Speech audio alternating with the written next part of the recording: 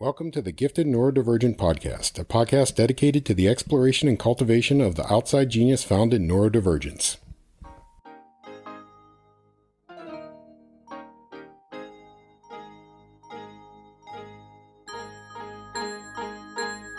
Hey everyone, welcome to the Gifted Neurodivergent Podcast. My name is Lillian Skinner. This week we're going to talk about the higher abilities of authenticity that neurodivergents have. This one is an interesting one because I don't think most people would believe our authenticity is a higher ability, but it really truly is. And in so many levels that it's hard to put it in such a small podcast. I could probably write a whole book on how authenticity creates your future. That being authentic is what we all need to start pivoting towards. And those of us with high neurodivergence, we are pretty much there. Our inability to be turned into what our culture thinks we all ought to be to serve the culture is a huge benefit to us. And our companies and businesses and education systems just starting to understand this, but they still haven't fully embraced it. How did we get from being a culture of fairly rugged, individualist, authentic people to a culture that conformed to extreme gender perspectives and was made into basically everybody fitting into two molds? You're either a man, you're a woman. And if you didn't fit the part, act the part, and be the part, you were a heathen, you were a divergent, you were bad. As someone who grew up with two parents who are definitely divergent and then proceeded to top them, I was definitely considered a bad kid, even though I wasn't really bad. I mean, I never once got in trouble in school as far as detention or any of that. I played super low key, super invisible. That was my goal in life, was to not be noticed because I had red hair and I was really tall and I was really divergent in thinking. And the only thing I needed to do was just get through the day and be invisible. And it was a tall order for me, quite honestly, very tall order. When we hit the 50s, we had just come out of a war. We were looking at burgeoning television in every house, all of these people moving out from family collective homes to individual homes, and ended up replacing the family older people was now the television. And the television gave us very clear white bread, nuclear family, white family, leave it to beaver ideals. Our society was going through the communist Red Scare and they were rounding up all the supposed communists. So being odd could mean you were a communist. And it really got driven in. I remember my dad saying, "What are you, some kind of communist?" if we said anything that was sort of odd or questioning.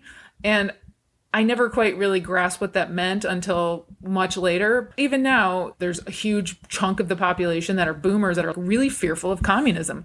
And it's very foreign to me, even though I'm a Gen Xer, I don't really understand that they're so upset about communism. But I didn't grow up under the threat of a nuclear war, under the propaganda that was put through the airwaves and everyone was living in fear back in the 50s and the 60s. I wasn't around then. One of the things interesting is that because there was economic stability and because it was about fitting in and we had this big collective and corporations really pushed hard on group thinking and group participation, it became about being a part of the group in order to even be able to partake and participate in the wealth of boomer generation, of my generation. And so those of us who were different, we were really punished for being different because they felt that in order for us to be successful, we had to find our way in the system.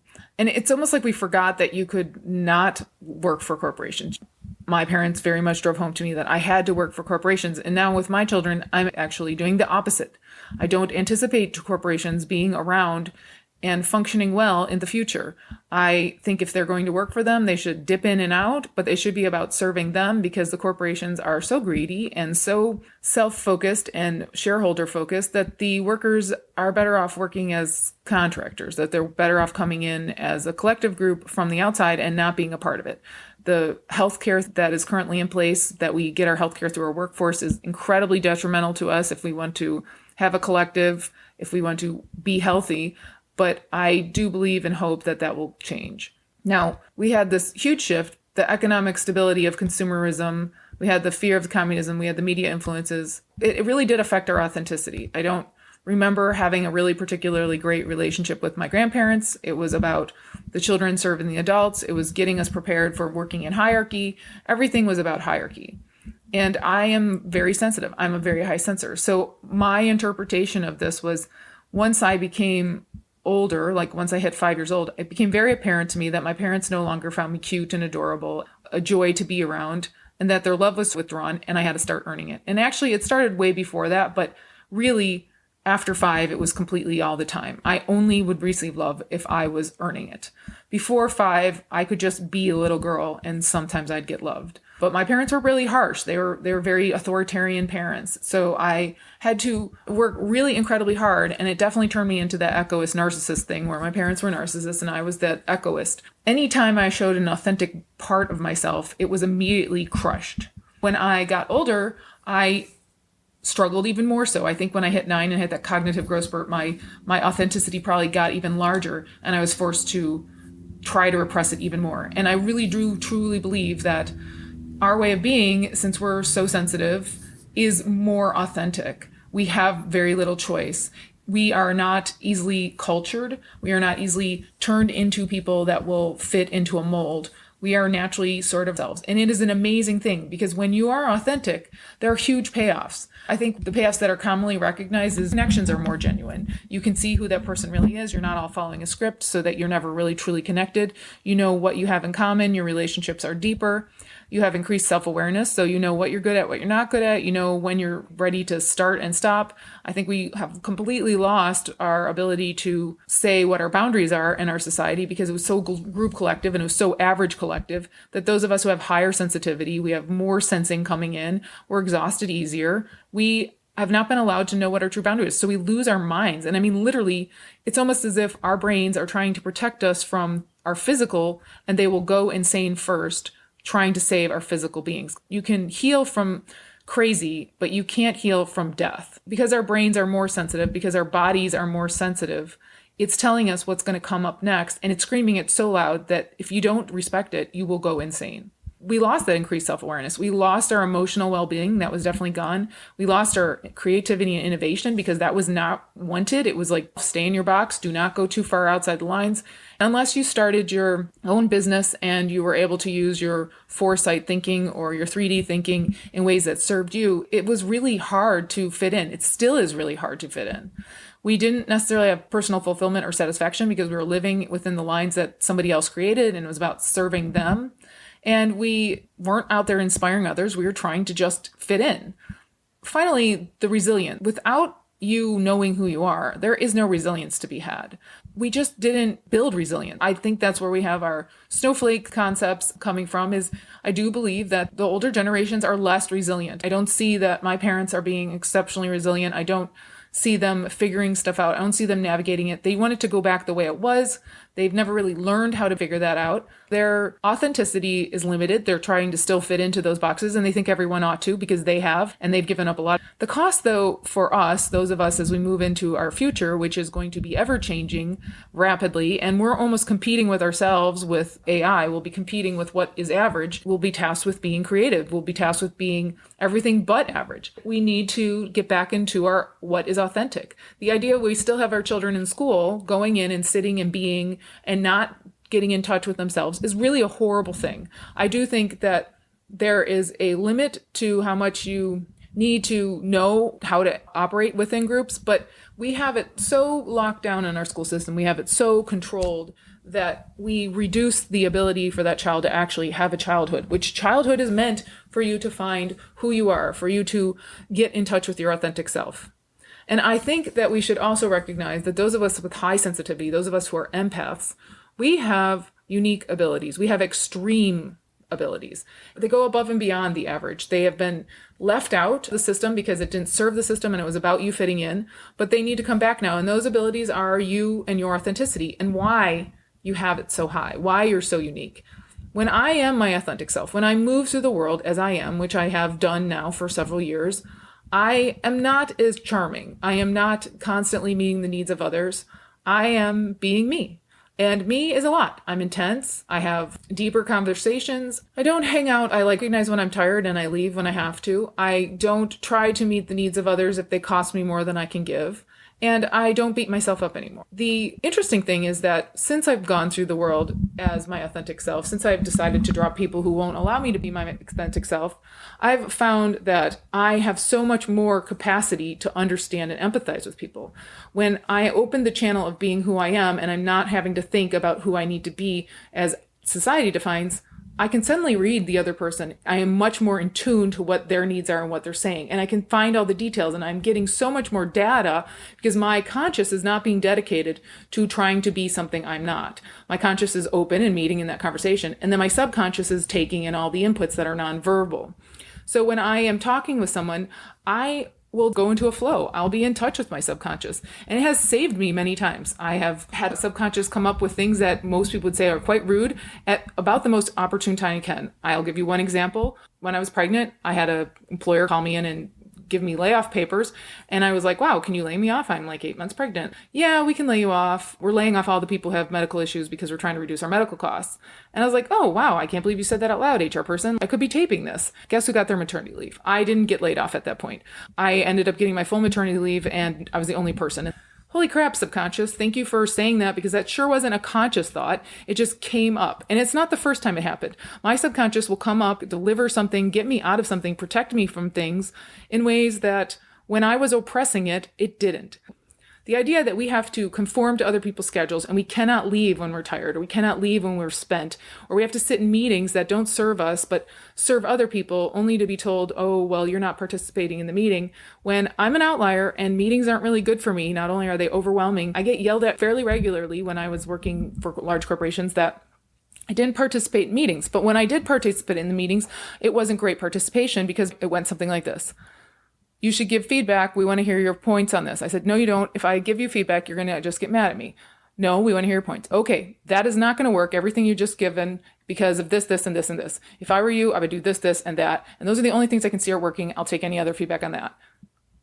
Why do you have to be so pessimistic? Why don't you think those other ones work? Well, I just told you. And I proceed to then put down all the ways that those will not work. And everybody just gets mad at me because I can see more clearly the future scenarios than they could. Instead of being validated for that, I just got told I was pessimistic. I'm an outlier. I shouldn't be in group meetings, groupthink. Where did that groupthink come from? Well, according to Gardner, that comes from back in the 50s. There's 1956, a book written on that. William H. White studied how dedication to life in 1956 within large corporations led to dependence on the group to define progress and define the lives of individuals. One of White's central themes is that average Americans in the post-war years, and this goes through today, have a collectivist ethic rather than the myth of the rugged individualism. We have this huge middle class that is so convinced that groups could make better decisions than individuals to service their employer, to be part of the organization, that it's logical for everyone to be a part of the group. White felt that this led to groupthink and a loss of creative thought. And he felt that a creative individual would produce a better outcome than the collective process. Today, White's thoughts are coming back because now that we have AI, they don't have to pay all those people. They can just use AI to bring it up. And that's going to approach very quickly. We're already seeing layoffs across the board for writers and those in the editorials, like newspapers, magazines, and AI is being brought in to replace them. I think the expectations of how much work people will do and the productivity is going to struggle. I think that the idea that we can just have AI create all these average things. It's an interesting thought. Right now, I'm starving for authentic, different, novel thought. I look on YouTube, I look on podcasts, things, and I don't see novel thought. I want to see novel thought, and that's partly why I started my own podcast, because that would force me to create novel thought that I would put down in detail. Most of it is regurgitation of things I'd already known. I spent most of my 20s and 30s compensating for the poor education I received, and now I'm having to create knowledge in this area because I don't see knowledge that reflects how I live and what I've learned by living authentically.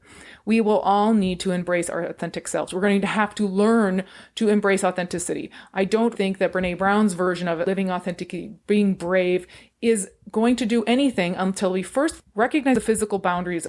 We are not allowed the physical boundaries. I was talking to a professor in England yesterday, and he and I were discussing how neurodivergent coaching, ICF, their way of coaching is talking about emotional blocks. I said, that doesn't work for neurodivergence. You cannot do emotional blocks. It is physical blocks for us.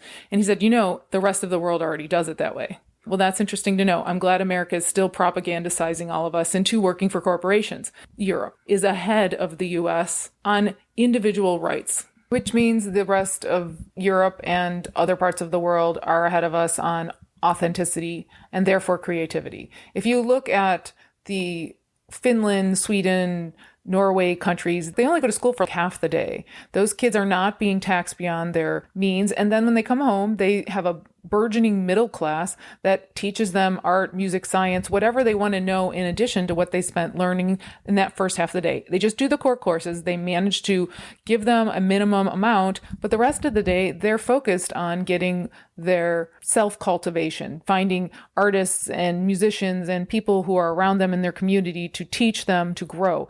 That is beautiful. That is how you maintain a strong artistic, creative middle class. That is how you maintain the future. They're going to be ahead of the US in the future because they'll be able to use AI with a huge collective of creatives. Our creatives in this country have been destroyed. And you, my friends, are probably going to want to move there because there'll be a huge war for creative people, for people who have divergent thinking. As AI picks up, it's going to just get greater and greater and greater. I would like to help you find that new niche for you. I'd like to make sure that you go out there as your authentic self. I want to reframe everything that you believe about yourself is wrong to right. Because in Europe, the divergents don't even exist for the most part. They do recognize some of it, but they don't recognize the high functioning. They just recognize this as gifted. Can you imagine that? Can you imagine going over to Europe and just being recognized as gifted as not neurodivergent? If you're taking in higher sensing, if you're taking in more inputs, if you have the ability to process it, even in a single way, that is a gift. And that gift should manifest somewhere. And why are we not figuring that out? Well, I am. I'm figuring it out. My brain wraps around that. This is my savant gift. But I don't understand why the rest of the world isn't. Or if the USA isn't, or Europe is trying, and they're going to be ahead of us. They're going to trounce us in the future. So let me recap now because I'm at the end. We have incredible gifts. We have incredible gifts of seeing and knowing and being able to protect ourselves and understand the big picture. When I have gone into my authentic self and I move to the world of my authentic self, my not following the plan, not following the social script allows me to understand people. It gives me their emotions and delivers to me a picture where I understand where they are in the world and where they're at psychologically and where they're at emotionally. And that allows me to navigate them better. It allows me to navigate them healthier for both of us. It allows me to have insight into them that makes me more comfortable. Sometimes it makes them more comfortable, but it doesn't always. A lot of people like to still follow that script. They like to get that little play that we go through. But that play does not connect you. It does not make you friends. And we also have an epidemic of loneliness. And if you want to get around your epidemic of loneliness, you have to learn to make friends. We have been taught to make friends in a fake way. There is a very easy, genuine way to make friends, and it is simply being yourself. People will be attracted to you when you are yourself, when you are authentic. I bring people to me every time I go someplace. I also repel them. If they're not ready to be authentic, then that's okay with me. The ones that are, they're right by my side, like, hey, I like you. You say it as it is. And I do. I say it as it is. That's just how I am. It's where I live healthy. And I invite anyone else to join me. It's fun. You learn so much more. You surround yourself with brilliant people, and it is the way of the future. That's it for my podcast, you guys. I hope you enjoyed this one. If you have any feedback, let me know. And if you'd like to be on my podcast, email me at info@giftednd.com. Take care. Have a great week. Until next time. The views, information, and opinions expressed on this podcast are solely those of the individuals involved and do not necessarily represent Gifted ND Incorporated, Lillian Skinner, or the Gifted Neurodivergent podcast. This podcast, Lillian Skinner, and Gifted ND Incorporated are not responsible and do not verify the accuracy of the information contained in this podcast series. The primary purpose of this podcast is to inform and educate. The Gifted Neurodivergent podcast is only available for private, non-commercial use. Any other use of the information contained within this podcast must be done with express written approval and knowledge of Lillian Skinner. You may not edit, modify, or redistribute any part of this podcast. The developer assumes no liability for this podcast or its use on any other podcast or other media.